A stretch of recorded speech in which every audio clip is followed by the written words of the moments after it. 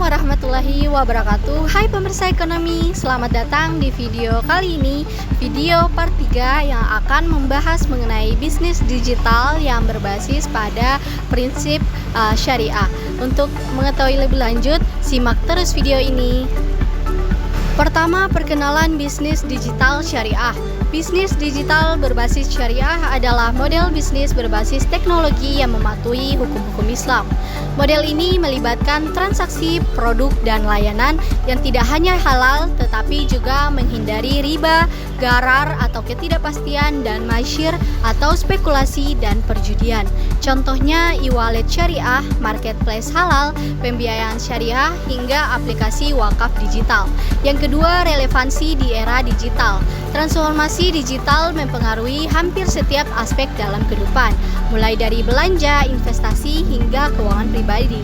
Sebagian besar umat muslim kini menghadapi dilema moral. Apakah aktivitas ekonomi mereka seperti menggunakan e-wallet berbunga atau berbelanja di platform yang tidak jelas halal haramnya sudah sesuai syariat apa belum?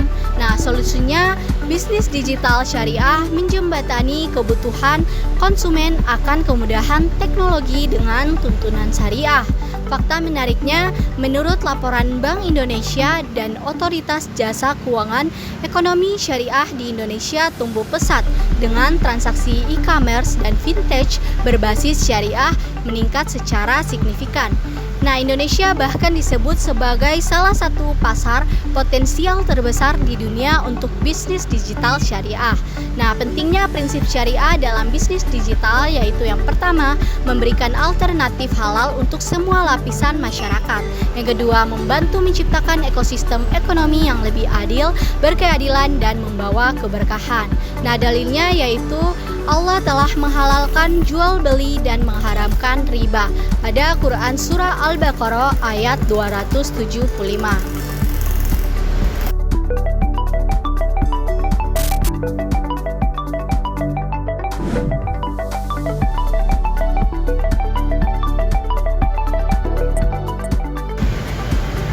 Hai teman-teman, jadi kali ini saya mempunyai kesempatan untuk mewawancarai salah satu pengguna jasa dari bisnis digital yang berbasis pada prinsip syariah. Nah, kali ini saya sudah bersama dengan Kak siapa atas nama? Kak Aira. Baik Kak Aira, boleh saya melakukan wawancara? Yang pertama, apa yang Kakak pahami tentang bisnis digital yang berbasis pada prinsip syariah? Nah, prinsip digital yang berbasis pada syariah yang saya ketahui adalah bisnis yang dijalankan berdasarkan ajaran agama Islam seperti tanpa riba atau transaksi akad. Nah, itu. Oke Kak, kemudian apa yang Kakak ketahui tentang perbedaan dari bisnis digital yang berbasis syariah dan bisnis digital yang konvensional? Nah, seperti tadi kalau prinsip bisnis digital yang berbasis syariah itu adalah prinsip bisnis digital yang berdasarkan ajaran agama Islam seperti contohnya tidak ada riba, transaksinya transparan, adanya akad. Nah, kalau transaksi yang biasa atau konvensional ini adalah transaksi yang transaksinya tuh umum, seperti dia bisa menggunakan riba tapi dia juga lebih mementingkan keuntungan kan. Betul banget nih Kak. Kemudian apakah Kakak merasa penting bagi sebuah bisnis digital untuk mengikuti prinsip syariah dan mengapa sih? Nah, menurut saya penting banget apalagi yang beragama muslim. Nah, karena itu kita harus menggunakan bisnis digital prinsip syariah untuk mencari kehalalan dan keberkahan dari transaksi tersebut. Waduh, sangat baik ya Kak. Yang kemudian pertanyaan selanjutnya atau fitur atau layanan apa yang Kakak harapkan dari sebuah bisnis digital yang berlandaskan syariah? Transaksinya itu transparan, adanya akad, adanya pinjaman syariah atau investasi syariah, dan apalagi ya, Itu saja, Kak. itu saja. Saja. Baik. Kemudian apakah kakak lebih memilih menggunakan layanan berbasis syariah dibanding yang konvensional? Iya, saya memilih yang berbasis prinsip syariah untuk itu tadi, untuk keberkahan dalam bertransaksi tadi. Baik, kemudian apakah kakak pernah menggunakan platform digital yang mengklaim berprinsip syariah? Bagaimana pengalaman kakak? Pernah, seperti e-wallet yang menggunakan prinsip syariah atau tabungan syariah. Baik, Kak. Apa kendala utama nih yang kakak hadapi saat menggunakan layanan digital yang berbasis pada prinsip syariah? Nah, biasanya sih teknologinya itu masih belum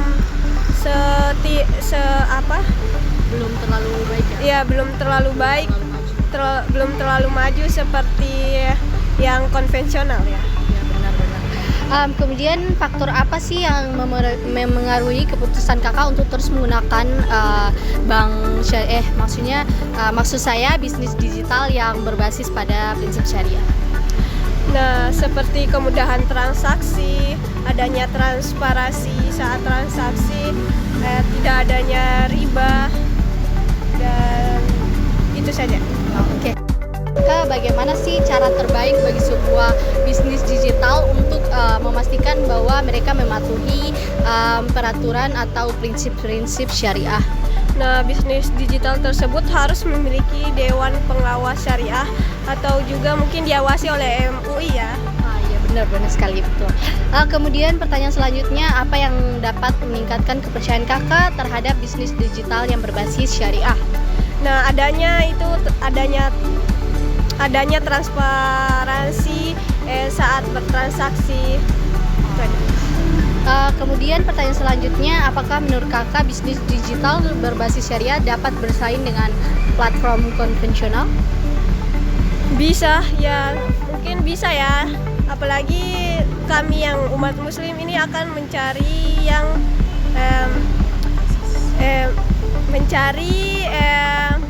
platform yang syariah untuk mencari keberkahan saat bertransaksi. Oke, Kak, pertanyaan terakhir nih, apakah kakak bersedia membayar lebih untuk layanan digital berbasis syariah jika dibandingkan dengan layanan konvensional? Ya, saya bersedia asalkan selisihnya itu nilainya wajar aja ya. Baik, Kak, mungkin itu saja pertanyaan dari saya. Terima kasih, Kak. Nah, teman-teman, itulah hasil wawancara dengan salah satu pengguna layanan bisnis digital syariah. Nah, kita akan membahas mengenai pemahaman penggunaan tentang bisnis digital syariah. Yang pertama, pertanyaannya, apa yang dimaksud bisnis digital syariah? Yaitu semua jenis bisnis berbasis teknologi atau e-commerce, vintage, transportasi online, dan lain-lain yang dirancang untuk mematuhi hukum syariat. Ciri utamanya yaitu yang pertama, transparansi, kehalalan produk, akad yang jelas, serta menghindari unsur riba, gharar, dan maisir. Contoh bisnis digital syariah yaitu marketplace halal, hijab atau Tokopedia syariah yang hanya menjual produk halal, mulai dari makanan hingga pakaian. Vintage syariah yang kedua, alami atau investri syariah yang menyediakan pembiayaan usaha kecil menengah dengan skema bagi hasil. Yang ketiga yaitu e-wallet syariah, link aja syariah dengan fitur pembayaran tanpa riba dan opsi donasi zakat atau wakaf. Nah, yang kedua pertanyaannya adalah apa yang diperoleh pengguna tentang prinsip syariah? Banyak pengguna memahami bahwa bisnis syariah tidak hanya tentang produk halal, tetapi juga bagaimana transaksi dijalankan. Nah, prinsip utamanya yaitu yang pertama, transparansi atau tidak ada akad yang disembunyikan. Yang kedua, keadilan atau tidak ada pihak yang dirugikan dan dieksploitasi. Yang ketiga, keberkahan. Semua proses dilakukan untuk membawa kebaikan bersama. Nah, dalilnya ada pada Quran Surah Al-Baqarah yaitu, dan janganlah kamu memakan harta sebagian kamu dengan jalan yang batil. Quran Surah Al-Baqarah ayat 180. 88. Islam menekankan pentingnya keadilan dan transparansi dalam transaksi ekonomi.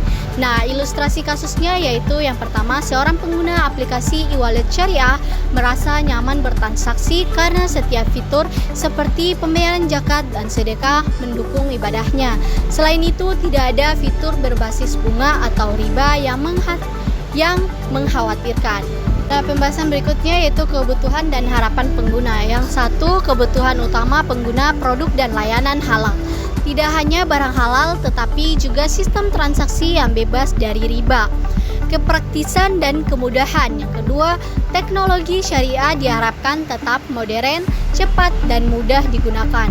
Yang ketiga, transparansi akad. Misalnya, pengguna vintage ingin mengetahui secara rinci bagaimana dana mereka dikelola. Yang keempat, ada fitur Islami tambahan.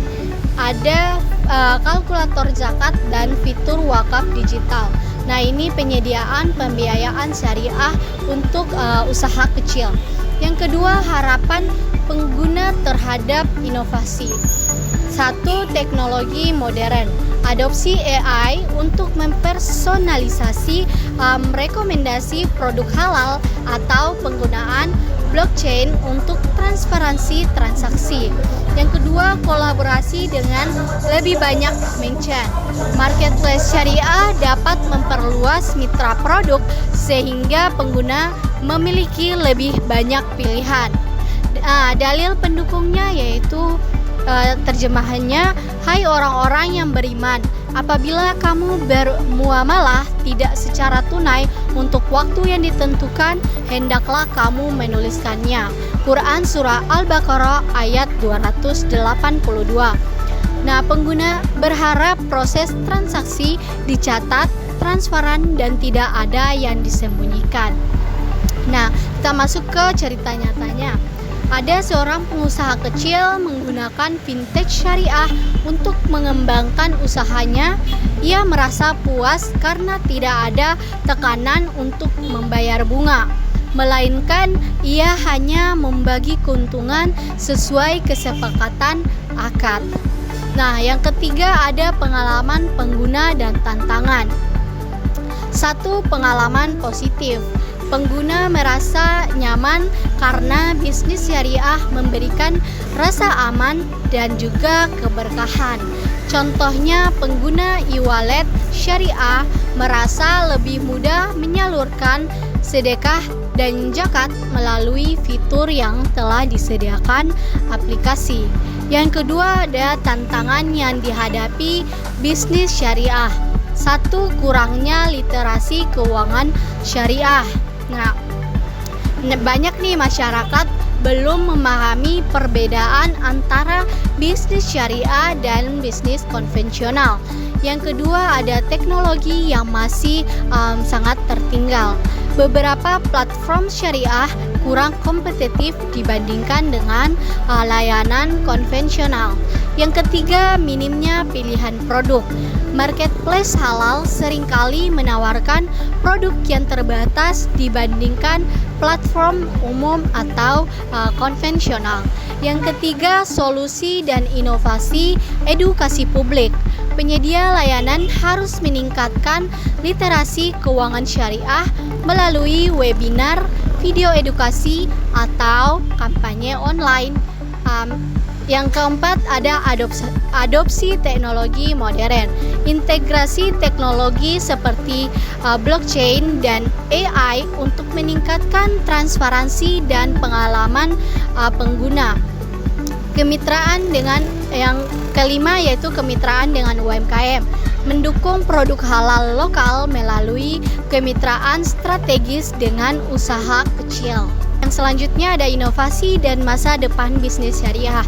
Yang pertama ada inovasi yang diharapkan yaitu satu, teknologi AI memberikan rekomendasi produk halal yang dipersonalisasi.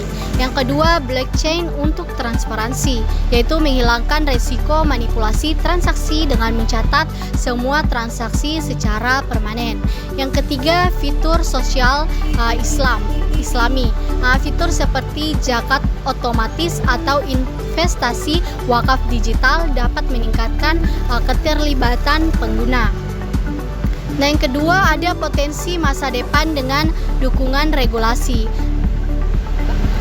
Satu, pemerintah dan meningkatnya kesadaran umat muslim, bisnis digital syariah memiliki potensi untuk menjadi ekosistem ekonomi utama di Indonesia.